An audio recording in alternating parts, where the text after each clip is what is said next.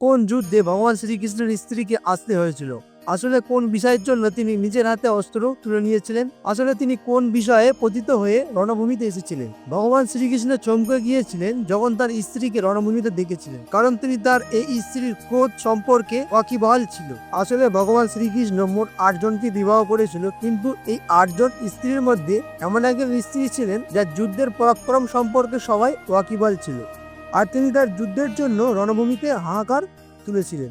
আমরা এখানে রুক্মিণী বা জামবতীর বিষয়ে কথা বলছি না, আমরা এখানে বলতে চলেছি ভগবান শ্রীকৃষ্ণের এমন একজন স্ত্রীর কথা যিনি আসলেই একজন উচ্চমানের যোদ্ধা ছিলেন। স্বয়ং ভগবান শ্রীকৃষ্ণ তার শক্তি সম্পর্কে জেনে আশ্চর্য হয়ে গিয়েছিল। এই যুদ্ধতে এমন ঘটনা ঘটেছিল যা আগে থাকতে অনুমান করতে পারেনি। তো আসলে সেই দিন এই যুদ্ধে কি ঘটেছিল, আর কেই বা শ্রীকৃষ্ণের সেই বীর পত্নী যার জন্য তাকে রণভূমিতে আসতে হয়েছিল? আজকের এই ভিডিওটা শেষ পর্যন্ত দেখার অনুরোধ রইল। তো চলুন শুরু করা যাক আজকের এই ভিডিও। সত্যভামা ছিলেন সত্যজিতের কন্যা এবং তিনি ছিলেন ভগবান শ্রীকৃষ্ণের অষ্টম ভার্যার মধ্যে একজন। সত্যভামার কাছ থেকে ভগবান শ্রীকৃষ্ণের 10 জন পুত্র প্রাপ্ত হয়েছিল, আর তিনি একজন স্ত্রী হিসাবে ভগবান শ্রীকৃষ্ণের জীবনে একটি গুরুত্বপূর্ণ ভূমিকা পালন করেছিল। কিন্তু সত্যভামা সাংসারিক জীবন পালন করার মতো কোনো সাধারণ স্ত্রী ছিল না। তিনি সমস্ত রকম যুদ্ধ করাতে অত্যন্ত নিপুণ একজন বীরাঙ্গনা নারী ছিলেন। তিনি ধনুর্বিদ্যা, তরোয়ারবাজি, বর্ষা ছোড়ার মতো সমস্ত রকম যুদ্ধবিদ্যার উপরে দক্ষ ছিলেন। সত্যভামা অনেক যুদ্ধতেই ভগবান শ্রীকৃষ্ণকে সহায়তা করেছিল। তিনি ধর্ম স্থাপনের কারণে অনেক যুদ্ধতেই তিনি যোগদান করেছিল, অনেক অসুরকে হত্যা করেছিল, অনেক রাজাকে পরাজিত করেছিলেন।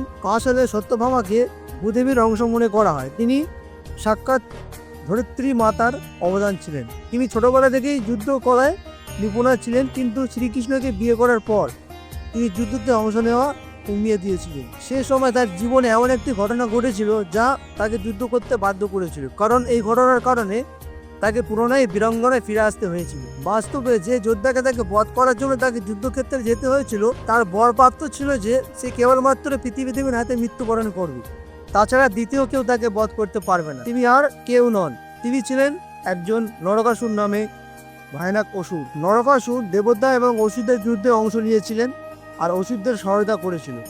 নরকাসুর দেবতাদের পরম শত্রু ছিল এবং সবসময় তিনি আধার্মিক কার্যকরে লিপ্ত থাকতেন। তার জন্ম পৃথিবী গর্ভ থেকে হয়েছিল, আর ভগবান ব্রহ্মা তাকে বরপ্রাপ্ত দিয়েছিল কেবলমাত্র তার মৃত্যু হবে তার মায়ের হাতে। নিজের এই বরপ্রাপ্তের কারণে নরকাসুর দেবতাদের তুচ্ছ মনে করতেন, আর এই কারণে সেই নরকাসুর দেবতাদের নানাভাবে কষ্ট দিতে থাকে। নরকাসুর ইন্দ্রলোক আক্রমণ করে ইন্দ্রের কাছ থেকে তার সিংহাসন ছিনিয়ে নিয়েছিল এবং সেই সময় ইন্দ্রদেবের কাছ থেকে কবচ এবং কুণ্ডুলি ছিনিয়ে নিয়েছিল, আর নিজের মহলে 16,100 রমণীকে বন্দী করে রেখেছিলেন। দেবরাজ ইন্দ্র নরকাসুরের এই কার্যকলাপ দেখে ভগবান শ্রীকৃষ্ণের কাছে সহায়তা চাইলেন। এমনটা মনে করা হয় সেই সময় নরকাসুর ও ভগবান শ্রীকৃষ্ণের মধ্যে এক ভয়ানক সংগ্রাম যুদ্ধ হয়েছিল। এই যুদ্ধের সত্যভামা সহায়তায় নরকাসুরের পরাজিত হয়েছিল। নরকাসুরকে কেবল সত্যভামা বধ করতে পারতেন, কারণ তিনি নরকাসুরের মাতার অবতার ছিলেন। নরকাসুরকে ভগবান বিষ্ণুর পুত্র বলে মনে করা হয়। নরকাসুর বরাহ অবতারের সময়কালে তখন জন্ম নিয়েছিল, যখন ভগবান বিষ্ণু পৃথিবীকে উদ্ধার করেছিল। পুরাণ অনুসারে পৃথিবীর পুত্র নরকাসুর প্রথমে দুষ্ট ছিল না, সে আসলে বানাসুরের দুষ্ট প্রভাবে সে দুষ্ট হয়েছিল। এই কারণে ঋষি বৈশিষ্ট্য ভগবান বিষ্ণুর হাতে তাকে মৃত্যুবরণ করার অভিশাপ দিয়েছিল। যখন লঙ্কার রাজা রাবণ মারা গেলেন, তখন পৃথিবীর গর্ভ থেকে সেইখান থেকেই নরকাসুরের জন্ম হয়েছিল। তো যেখানে মাতা সীতার জন্ম হয়েছিল, 16 বছর বয়সে পর্যন্ত রাজা জনক নরকাসুরকে লালন পালন করেছিল। পরে পৃথিবী মাতা তাকে নিয়ে গিয়ে আর ভগবান বিষ্ণু তাকে প্রাগজ্যোতিষপুরে এবং রাজা বানিয়ে দেয়। নরকাসুর মথুরার রাজা কংসের অসুর মিত্র ছিলেন। বিধর্মের রাজকুমারী মায়ার সঙ্গে নরকাসুরের বিবাহ হয়েছিল, আর এই বিবাহের সময় ভগবান বিষ্ণু তাকে এক দিব্য রথ উপহার দেন। কিছু সময় ধরে সেই নরকাসুর তার সাম্রাজ্যের কিছুদিনের জন্য সুশাসন বরাদ্দ রেখেছিল। পরে তার বন্ধু বানাসুরের কুপ্রভাবে তিনি ধীরে ধীরে অধর্মের পথে হাঁটতে আরম্ভ করেন। ঋষি বৈশিষ্ট্যের কাছে অভিশাপ পাওয়ার পর নরকাসুর নিজের তপস্যার জোরে বা ফলে ভগবান ব্রহ্মাকে সন্তুষ্ট করে এই বর প্রাপ্ত করলো যে তাকে তার মাতা ভূদেবী ছাড়া পৃথিবী ব্রহ্মাণ্ডে কোনো দেবতা, অসুর, রাক্ষস সহ এই ত্রিভুবনে কেউ তাকে বধ করতে পারবে না, তথা রাজ্য সর্বদা সুরক্ষিত থাকবে।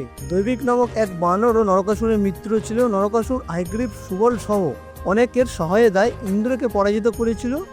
তিনি বরুণের ছাতা সহ আদির কুণ্ডলী নিয়ে পালিয়েছিলেন এবং তিনি আরও অনেক অত্যাচার সেই সময় সংগঠিত করেছিলেন। আর এই কারণেই ভগবান শ্রীকৃষ্ণ আর দেবী সত্যভামা নরকাসুরকে বধ করতে হয়েছিল। সত্যভামা রাজা সাতরাজিতের কন্যা ছিলেন। তিনি সূর্যদেবের পরম ভক্ত ছিলেন। রাজা সাতরাজিতকে স্বয়ং সূর্যদেব বহুমূল্যবান মণি প্রদান করেছিল। এই মণি অত্যন্ত উজ্জ্বল ছিল তথা প্রতিদিন 8 ভাগ স্বর্ণ প্রদান করত। শ্রীকৃষ্ণ রাজা সাতরাজিতকে অনুরোধ করেছিলেন তিনি যেন এই মণি পুরসেনকে প্রদান করেন, কিন্তু তারই অনুরোধ রাখতে পারেনি। এদিকে সাতরাজিতের ভাই প্রসেন এই মণি ধারণ করে শিকারে চলে যায়। দীর্ঘদিন পর প্রসেন ফিরে না আসার কারণে সাতরাজিত ভাবতে লাগলেন হয়তো শ্রীকৃষ্ণ এই মণির লোভে প্রসেনকে হস্তগত করেছেন। তখন শ্রীকৃষ্ণের মনে খুব দুঃখ প্রকাশ করতে লাগলেন এবং প্রসেনকে খোঁজার জন্য তিনি স্বয়ং জঙ্গলে গেলেন। এই মণি খোঁজার সময় তিনি জাম্ববানের সঙ্গে মিলিত হন আর সেখানে জাম্ববানের কন্যার সঙ্গে ভগবান শ্রীকৃষ্ণের বিবাহ হলো। পরে শ্রীকৃষ্ণ সেই সামন্ত মণি এনে রাজা সাতরাজিতকে ফিরিয়ে দিলেন। এই ঘটনায় রাজা সাতরাজিত অত্যন্ত লজ্জিত হয়ে পড়ল আর তখন তিনি তার কন্যা সত্যভামার সঙ্গে শ্রীকৃষ্ণের বিবাহ দিলেন। আজকের এই ভিডিওটা এই পর্যন্তই। প্লিজ বন্ধুরা, যদি আমার এই ভিডিওটি ভালো লেগে থাকে তাহলে অবশ্যই লাইক, শেয়ার, সাবস্ক্রাইব করতে ভুলবেন না।